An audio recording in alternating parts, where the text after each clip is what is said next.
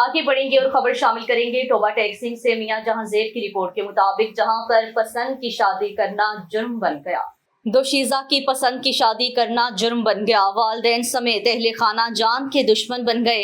पीर महल की रिहायशी आयशा ने बताया कि इसने बख्शी पार्क टोबा टैक्सिंग के रिहायशी फैजान से अपनी मर्जी से शरई निकाह किया है, जिस बना पर मेरे वालिदैन और अहले खाना, मेरा भाई एहतिशाम और मामू फारूक जान के दुश्मन बन गए हैं। मुझे और मेरे शोहर फैजान को जान से मारने की धमकियां दे रहे हैं। अगर मुझे या मेरे शोहर को कुछ हुआ तो इसकी तमाम तर जिम्मेदारी मेरे वालिदैन, भाई और मामू पर आयद होगी। खातून ने वज़ीर आला पंजाब मरियम नवाज शरीफ, IG पंजाब, पुलिस और दीगर अरबाब इख्तियार से अपील की है कि इन्हें तहफ़्फ़ुज़ फ़राहम किया जाए।